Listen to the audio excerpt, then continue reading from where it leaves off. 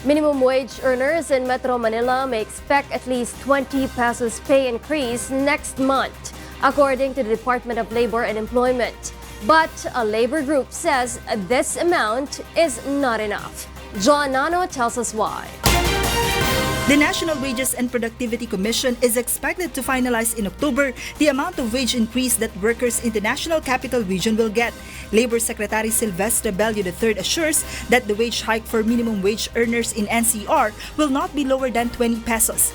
It could be minimum of 20 above. Ibig sabihin within the range yan.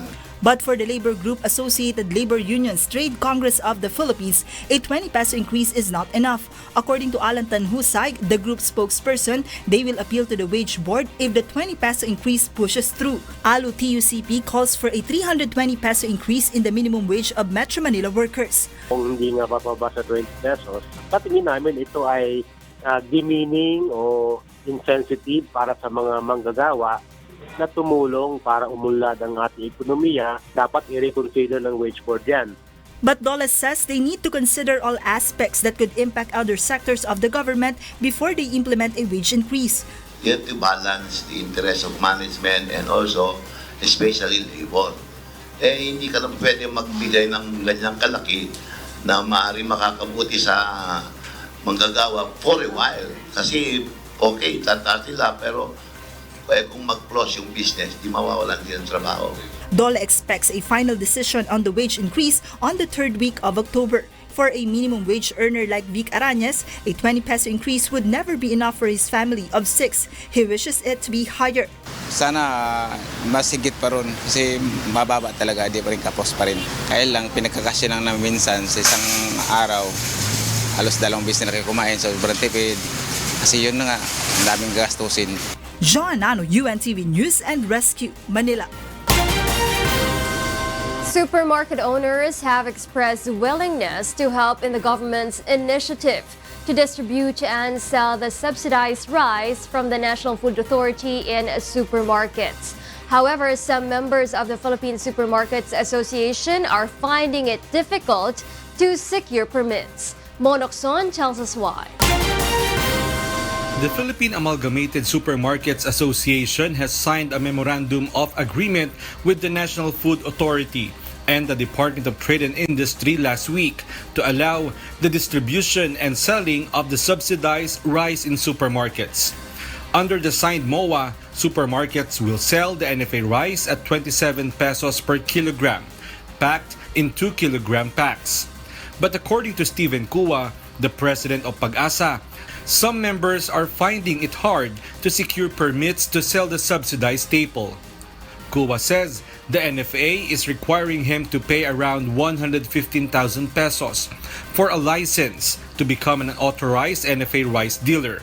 The process of getting permits is also tedious, prompting him to defer his plans of selling it in his store. Siyempre, gagastos pa kami para lang tumulong. Kami pang will be left holding an empty bag, di ba? Only 2 supermarkets are authorized to sell NFA rice for now, the Daily Supermarket in Cubao and the San Roque Supermarket in Novaliches. Kua says the group has raised this concern to the DTI. In response, DTI says it will reach out to the NFA to address the matter, which follows the executive issuances seeking to streamline the process and bridge the gap between the farm gate and market prices. Kahit anong tumbling gawin ng DTI, kung hindi kami tutulungan ng ibang ahensya, hindi rin namin magagawa yung kailangan namin gawin. The NFA has yet to respond to the concern of supermarket owners, but the agency also assures to increase the allocation of rice in markets from 76,000 sacks to 128,000 daily. NFA also expects to lower the price of rice by 1 to 5 pesos in the next 2 weeks to 1 month, with the anticipated arrival of additional imported rice stocks. Well, that's what you want. We'll flood the market with the rice, the cheap rice, di ba? Mon Hokson, UNTV News and Rescue, Makati City. The Duterte administration ensures the government is focused on resolving inflation and high prices over other issues. This is following the release of a Pulse Asia survey which shows inflation as the most urgent concern of every Filipino. Rosalie Cos tells us why. Malacanang denies allegations that the Duterte administration is only focusing on silencing its critics instead of addressing inflation and other issues confronting the country. According to presidential spokesperson Harry Roque, the government is prioritizing inflation and other pressing matters, citing executive issuances that seek to fast-track the arrival and distribution of imported products in the market. Right now, the foremost priority of the administration is fighting inflation. So everything is sidelined now dahil hindi naman natin inaasahan talaga yung pagtaas bigla ng presyo ng crudo at ng petrolyo. No? So I would say that even the administration acknowledges na mas importanteng harapin yung problema na malapit sa sikmura ng taong bayan. Malacanang's statement comes after the release of Pulse Asia's latest survey that shows inflation as the top concern of many Filipinos. 63% of Filipinos have said that the Duterte administration should primarily address rising consumer prices, followed by improving worker salary, reducing poverty, creating more job opportunities, fighting graft and corruption, and others. While charter change remains the least important concern among Filipinos. Though the government is focusing on controlling inflation, Malacanang clarifies the Duterte administration is not abandoning its push for charter change. Roque says the proposal still needs further study and that there is a proper time for its discussion. Malacanang also defends the economic managers who went to the United Kingdom this week to promote the infrastructure program of the government to the British firms. Critics of the administration say the travel to Europe is untimely amid issues on inflation and weakening peso against US dollar. Katotohanan po, nandun sila for a reason. Kinakailangan pong i-promote ang Pilipinas as an investment destination. Panlaban po natin yan para sa hindi lang sa inflation, kundi doon sa mga banta laban sa ating ekonomiya. Kung hindi po natin ibebenta ang ating bayan, hindi naman po pupunta rito ang mga namumuhunan. Rosalie Cos, UNTV News and Rescue, Malacanang. A second Makati court has yet to decide on the motion of the Department of Justice to issue an arrest warrant and hold departure order against Senator Antonio Trillanes IV. When asked by the members of the press earlier today, Makati Regional Trial Court Branch 148 Judge Andres Soriano only said the court's resolution will not be released today. The court previously handled the non-bailable coup d'etat charge against Trillanes over the 2003 Oakwood mutiny. Last Tuesday, Makati RTC Branch 150 granted a similar request by the DOJ, saying Trillanes failed to prove that he complied with the amnesty requirements. Trillanes' amnesty grant was declared void by President Rodrigo Duterte through Proclamation Number 572. Acting Interior Secretary Eduardo Año is confident that it is unnecessary to conduct a loyalty check among the members of the Armed Forces of the Philippines and the Philippine National Police amid the alleged ouster plots against President Duterte. Victor Cosare tells us why. There is no need to check the loyalty of the military and the police amid destabilization plots against the Duterte administration. This is the response of Interior and Local Government Secretary Eduardo Año to the call of Senator Panfilo Lacson for a loyalty check by way of counterintelligence and other similar built-in mechanisms. In a statement, Senator Lacson said that failing to do so would create more serious problems for them. No need for loyalty check. We are very confident the armed forces and the Philippine National Police will never venture on any adventurism, coup d'etat, destabilization plan. No less than President Rodrigo Duterte himself revealed his sentiments against soldiers who are allegedly conniving with the oppositions, brewing a Red October movement to oust the president. In a speech on Wednesday, the commander-in-chief called on his troops to direct their grievances to him rather than stage a coup d'etat that would affect many others. The president added that he is willing to step down if the Filipino people no longer have the confidence in his leadership. Do not go into such stupid things, kudita, or you're wasting your time. Just talk to me. And if I think that you are right, I will agree with you. And I will step down. Uwi na ako sa amin. Secretary Anyo, meanwhile, still believes that the communist group has been plotting the ouster of President Duterte since last year and planning for countermeasures is necessary. Okay lang sana kung using legitimate, like for example, through political election, through constitutional means. But you know, they also have their armed group. Victor Cosare, UNTV, News and Rescue, Philippines. The Department of Tourism tells Filipinos working overseas to continue upholding Filipino values and hospitality in spite of beat tourist arrivals in the Philippines. Dennis Damasco tells us why. Foreign tourists continue to make their way to the Philippines, buoying inbound arrival by 9.7% from January to July 2018. Data from the Department of Tourism show that around 4.3 million tourists arrived in the country compared to 3.92 million in the same period in 2017. South Korea still tops the list of major tourism market of the Philippines, contributing over 900,000 tourists in the first 7 months of the year. This is followed by China, United States, Japan, and Australia. DOT also notes that inbound British tourist arrivals grew by 9.46% in the first half of the year. The agency is targeting at least 200,000 British visitors for 2018. Speaking at a conference in Haymarket Hotel in London, United Kingdom, Tourism Secretary Bernadette Romulo Puyat reports the Philippine tourism remains upbeat despite the temporary closure for rehabilitation of Boracay Island. To be honest with you, nung pagpasok ko sa nung nagpasok ako sa Department of Tourism, akala ko, syempre hindi ko naman kasalanan.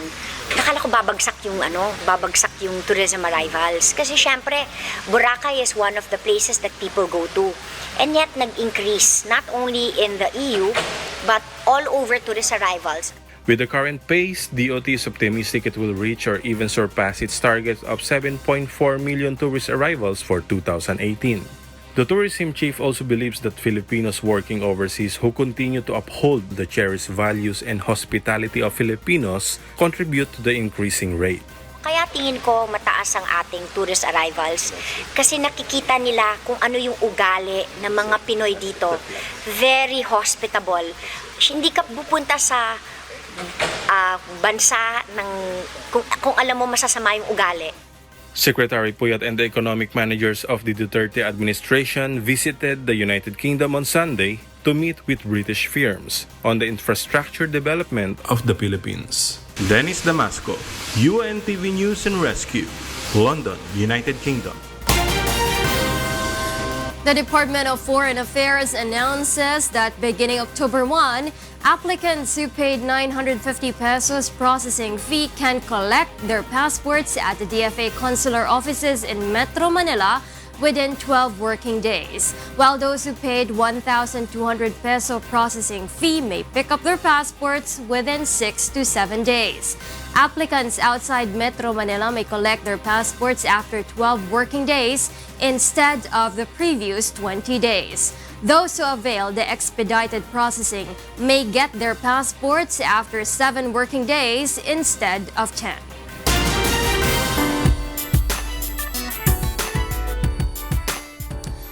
Twelve short films battle for the chance to represent the country in an international film festival. Leslie Longbowen tells us why.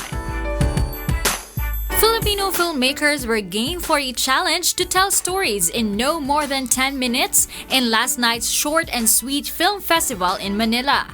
12 films joined the festival, showing creativity and sending striking messages in a short span of time. You know, it's very expensive to produce a film. In a way, Short and Sweet Film Festival allows filmmakers to show their talents in just a film that consists of 5 minutes to 10 minutes. So you're able to maximize your talent and your resources. The short film Aswang was hailed as the people's choice, while The First Day of School won the Best Film Award. The two films will be the country's entries in the Short and Sweet International Film Festival. This is a good avenue, actually, a good opportunity for Filipino filmmakers. This is their chance also, di ba, to be in the international scene, i-represent yung bansa natin. The Philippines is proud to take home awards in its first time to take part in the International Film Festival last year. The country won Best Director and Best Cinematographer for its entries. It's really an amazing experience. And you get to represent the Philippines, and then nanalo pa tayo. And I'm really proud of my team. Aside from promoting Filipino artistry, we are also looking forward to, of course, learn more, even more, in order to continue and pursue our passion. The Short and Sweet International Film Festival will be held in Los Angeles, California in October. Leslie Longboan, UNTV News and Rescue, Philippines. President Rodrigo Duterte issues Proclamation number 593 declaring state of calamity in regions 1, 2, 3 and Cordillera Administrative Region after Typhoon Ompong caused widespread damage in northern Luzon. The state of calamity declaration will fast-track the rescue, relief, recovery and rehabilitation operations in the most affected areas. It will also provide basis for price control measures which can mitigate the economic impact to the affected population. The declaration of state of calamity in 4 regions will remain in effect until lifted by the President. The Department of Health reports that 19 out of 154 children who were inoculated with dengue were confirmed to have died due to dengue. But the health official says this report still needs to undergo several tests and studies in the next few years. Here's why from Aiko Miguel. Latest data from the Department of Health showed that 19 out of 154 children who died after receiving a dose of dengue were infected with dengue despite the vaccination. But Health Undersecretary Eric Domingo clarifies there is still no solid evidence on whether or not the dengue vaccine itself caused the deaths of 19 children. He says the vaccine may only be possibly related and that further studies are needed to establish it in the next few years. Of the 900,000 patients have been vaccinated, 154 of them are confirmed to have died from one reason or another, one illness or another. They were vaccinated with dengue and somehow the vaccine either failed or yung nga sinasabi na it might have caused more severe illness, di ba? And caused death. Pero 19 yon. Domingo also says that the remaining 135 deaths were from non-dengue cases, meaning they died after suffering illnesses, including heart disease, pneumonia, infection in the central nervous system, leukemia, and asthma. Non-dengue cases are actually more. Sa buong Pilipinas kasi hindi naman top 10 ng dengue sa morbidity and mortality. So kami magkakasakit ng mga bata, i-assume naman natin siyempre magkakasakit din sila doon sa top 10 na yon. Hindi naman porke nabakunahan sila ng dengue vaccine, hindi na sila magkaka-UTI, hindi na sila magkaka-diarrhea, di ba? DOH says these figures were determined through examinations they conducted on the death of dengue vaccinees with the help of the Philippine General Hospital Dengue Investigative Task Force created in January 2018 to review the cases of dengue related deaths. Meanwhile, DOH is looking to file a case against French pharmaceutical giant Sanofi Pasteur before 2018 ends. Undersecretary Domingo says they already met with Solicitor General Jose Calida 2 weeks ago for the case build-up and consolidation of the findings of the dengue vaccinees. Secretary made sure na we want to file within 2018 kasi nag-start na marami na rin naman tayong data, marami tayong information and mag-iisang taon na rin eh. DOH assures they have supplemental funds to cover the medical assistance of dengue vaccinees. Aiko Miguel, UNTV News and Rescue, Ilocos Sur. House panels cite in contempt for the second time former Customs Intel officer Jimmy Guban in the ongoing probe on the smuggling of shabu worth over 6 billion pesos. Let's find out why from Grace Casin. The House Committees on Dangerous Drugs and Good Government and Public Accountability cited former Bureau of Customs Intel Jimmy Guban in contempt for failing to give new information on drug smuggling issue. Guban was earlier placed under Senate custody for supposedly giving false information during a Blue Ribbon Committee hearing. He was accused of facilitating the entry of 4 magnetic lifters, which the Philippine Drug Enforcement Agency said was emptied of 6.8 billion pesos worth of shabu. Alam ni Colonel Asierto na may droga yung SMYD na shipment, tama? No, Your Honor. Hindi ko po alam kung basta ang nagparating lang ng SMYD. Hindi, kanina kakabanggit mo lang na maaaring may laman Dahil sabi ni Colonel Asierto sa iyo Mr. Chair, I would not rather ask any question from him because I do not expect any truth coming from his mouth. The Joint Committee also plans to check the Statement of Assets, Liabilities, and Net Worth or SALN and to conduct a lifestyle check on Guban after learning that he traveled abroad 56 times since 2006. Guban was receiving a monthly salary of 19,000 pesos when he was still an intelligence officer of the Bureau of Customs. My wife is a daughter of a businessman in Bicol. You have to be able to justify that. Kasi kapag salary grade 11 ka lang, at wala ka ibang dineklara na ibang sources mo ng iyong income, medyo may malaking question tayo dyan. Meanwhile, PDEA maintains that the 355 kilograms of shabu worth 4.3 billion pesos that were seized in Port of Manila on August 7, 2018, and the 4 magnetic lifters emptied of 6.8 billion pesos worth of shabu in GMA Cavite on September 2, 2018, came from international drug syndicate named Golden Triangle. Director General Aaron Aquino says the syndicate is linked to a modus operandi dubbed as Wanton Act. Kasi interrelated yung MICP and the GMA shipment. It is always their trademark that nagpapahuli ng isa, nagpapalusot ng mas marami. So ito siya typical example ng drugs ng sindikato na nagpahuli ng isa sa MACP, nagpalusot ng 4 sa GMA. Grace Castin, UNTV News and Rescue, House of Representatives. The Philippine Embassy in Russia encourages Filipino workers eligible to vote in the upcoming elections to register in the ongoing on-site registration in Yerevan, Armenia. Rosalie Cos tells us why. 500 more Filipinos working in Russia were added to the list of overseas absentee voters following a series of voters' registration held in Moscow. An on-site registration is also being held in Yerevan, Armenia. Philippine Ambassador to Russia, Carlos Soreta, attributes the increase in registrants to rising population of Filipinos in the country, among other factors. Isang factor po ay dumami ho ang Filipino sa Russia. Lumaki po ang population natin dito ng mga Pilipino. So galing sa Pilipinas at saka sa mga iba pang bansa.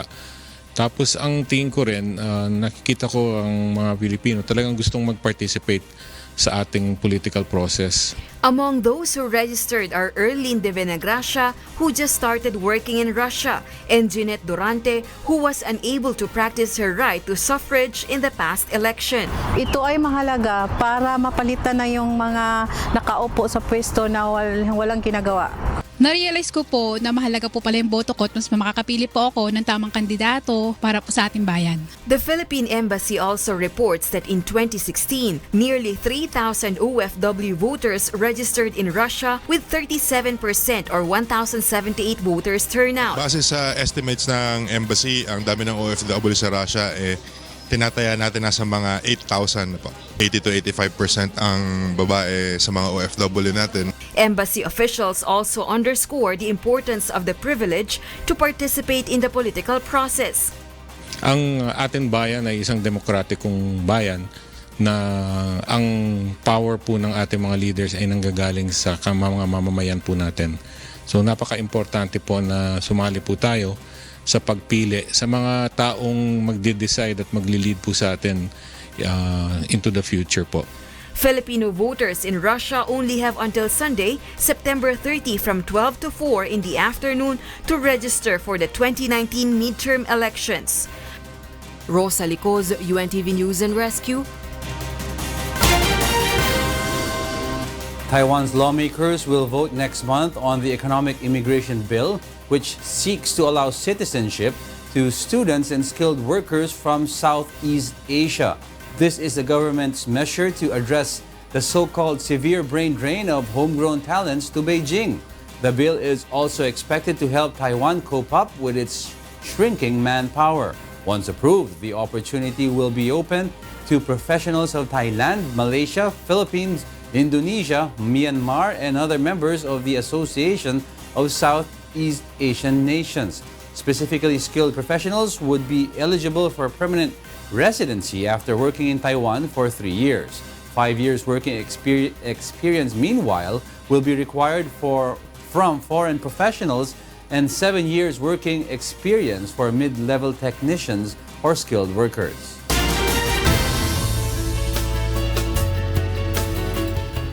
Residents in Ireland get a glimpse of the future as the first driverless electric shuttle debuts in the streets of Dublin. Here's why from Cynthia Brule. Coinciding with the celebration of the European Mobility Week, Ireland's first driverless electric bus arrives on the streets of Dublin to give the public a glimpse of the future of smart and sustainable transport. The unnamed electric EZ10 bus is equipped with advanced camera, sensors, GPS antenna, and radar that integrates with existing traffic. It also uses artificial intelligence to help it read road signs and sense cars and cyclists on the road. Reaching a top speed of 25 kilometers per hour, the driverless bus can carry up to 15 people and is designed to make it easier and quicker in getting around the city. It is programmed to stop in 4 stations with 2-minute intervals.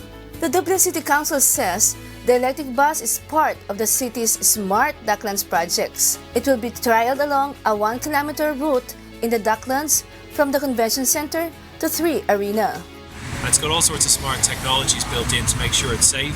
And we programmed the route along 1 kilometre in Dublin's North Docklands. So with the EZ10 we can use that to feed into bus depots, and the larger double-decker buses then can bring people into the city also with trains, and then when they get to the city they can take the EZ10 to their workplace. At present, the bus is accompanied by a human safety driver or operator to guide the passengers in accordance with the European legislation. And it was pretty cool, yeah. I suppose this is the first time I've seen something like this in Ireland. The experience was amazing and really interesting. I find myself liking the future. Clement Delguy, area sales manager for Easy Mile company that developed the bus in 2014, says the idea of this project is to operate the first and last mile for the public and to show the future of mobility. It allows to ease the use of public transportation networks for the people because they won't have to wait for a bus or to wait for a train, and it will be easier for them to reach their main transportation hubs with such vehicles. Cynthia Brule, UNTV News and Rescue, Ireland.